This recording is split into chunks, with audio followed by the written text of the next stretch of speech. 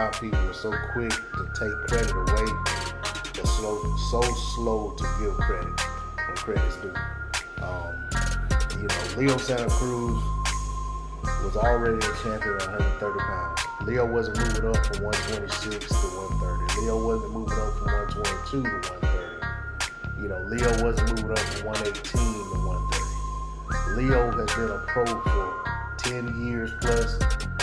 He has naturally moved up in weight slowly and gotten to the point that his body grew to the 130-pound weight class. He fought his first fight there, won the championship,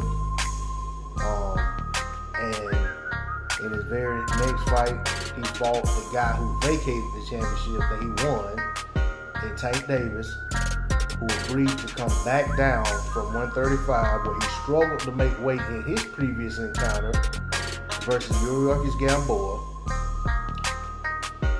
back down to 130 pounds with stiff penalties should he miss weight.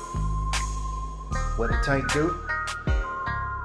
Tank took care of business outside of the ring, and in camp did everything he had to do to make sure that he safely made weight, and he went into that fight strong, as did Leo.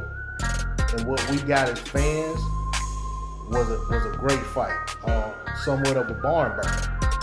And it was a give and take affair, a back and forth encounter, and ultimately Tank's power was the difference.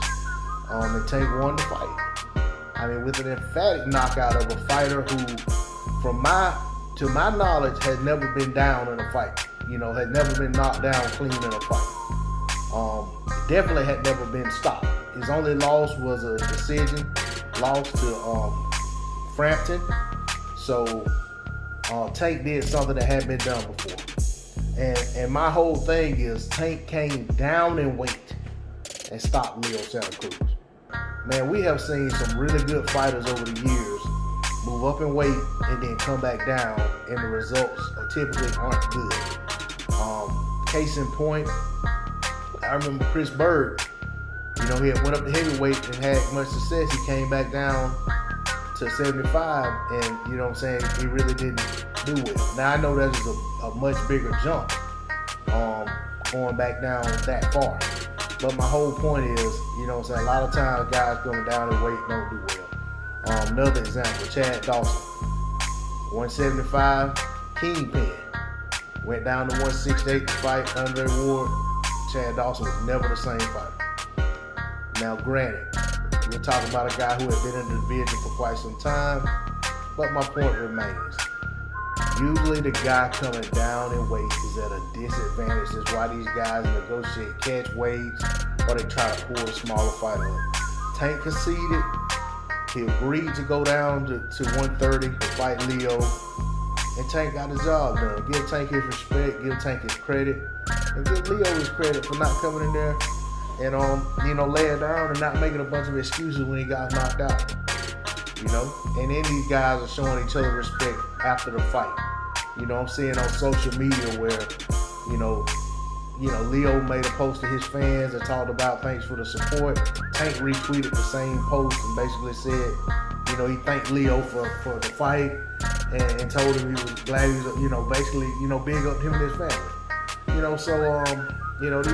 This is what you want to see in sportsmen. But as fans, we got to do a damn better job. I know the sport doesn't treat us the way we want to be treated, but at the same time, when these fighters are doing what they're supposed to do, give them credit, man. Because, there's a lot of guys who get lauded and appraised for their accomplishments, and they took so many side streets and shortcuts and handicapped guys so that they can get wins, but then they get put as number one or two on the pound for pound list. Fight guys coming off of long layoffs. Fighting guys coming up in weight, winning vacant titles. Man, don't get me started.